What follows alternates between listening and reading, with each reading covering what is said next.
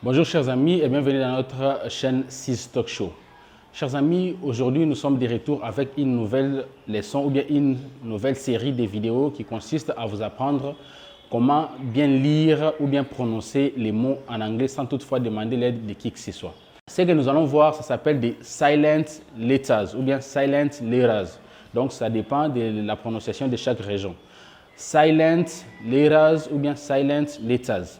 Alors, chers amis, vous pouvez vous demander qu'est-ce que c'est des silent letters. En français, ça veut simplement dire les lettres silencieuses. Donc, lettres silencieuses.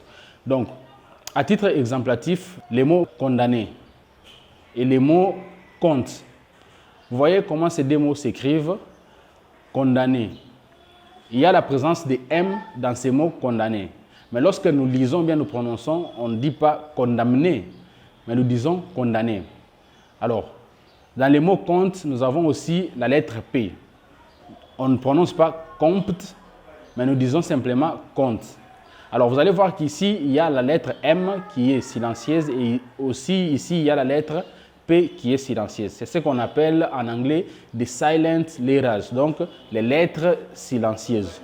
Vous voyez, ici, on ne prononce pas M, ici, on ne prononce pas P. Alors, c'est ce qui complique souvent les débutants en anglais. Lorsqu'il s'agit de lire en anglais ou bien de prononcer un mot en anglais, ils veulent souvent prononcer toutes les lettres qui se trouvent dans un mot ou toutes les lettres qui composent ces mots-là. Par exemple, je peux vous donner les mots fight.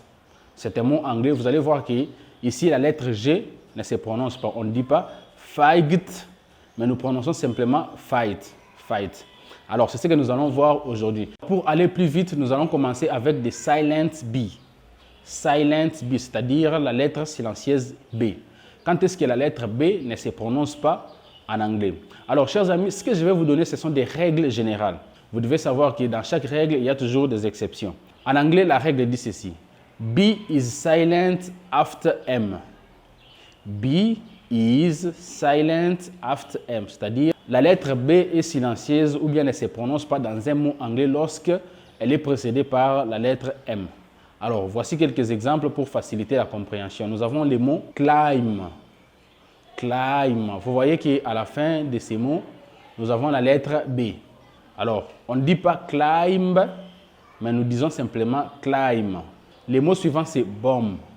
Bomb. Alors, ne prononcez pas bombe, mais dites simplement bomb. Bomb. En français, ça veut dire bombe. Encore une fois de plus, vous allez voir que la lettre M précède la lettre B. Alors, la lettre B ne se prononce pas. Les mots suivants, c'est comme. Comme. Ne prononcez pas combe, mais comme. Alors, nous avons dame. Dame. Et les mots suivants, c'est limbe. Limbe. Alors, ne prononcez pas encore limbe, mais dites limbe. Limbe qui signifie les membres, donc les bras et les pieds. En anglais, on appelle ça limbe. Alors, ne prononcez pas limbe, mais dites limbe. Alors, pour finir avec les exemples, nous avons les mots thumb. Les doigts ici, en anglais, on prononce bien, on appelle ça thumb. Thumb. Alors, chers amis, toujours en ce qui concerne la lettre silencieuse B, la règle dit ceci. B is also silent before T.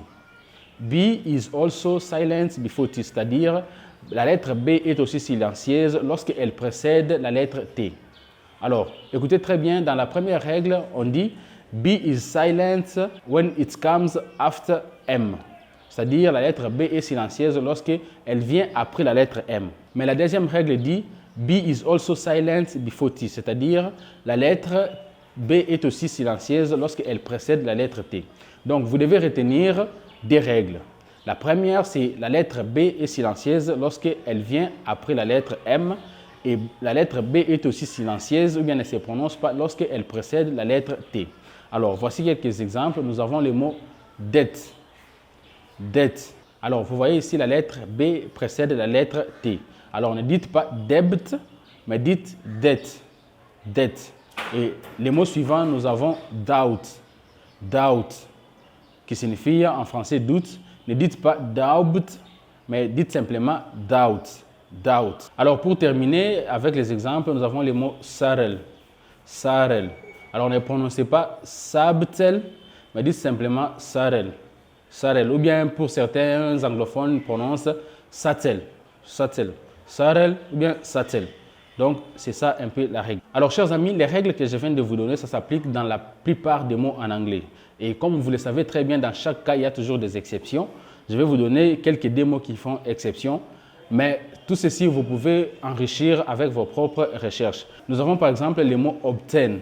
Obtain. Vous voyez que la lettre B précède la lettre T. Mais dans ces mots, nous devons prononcer la lettre B. Obtain. Obtain. Et le mot suivant, c'est subtenant. Subtenant. Vous voyez encore une fois de plus, la lettre B précède la lettre T. Vous devez prononcer la lettre B. Subtenant au lieu de subtenant. Alors, nous sommes arrivés à la fin en ce qui concerne des silent B.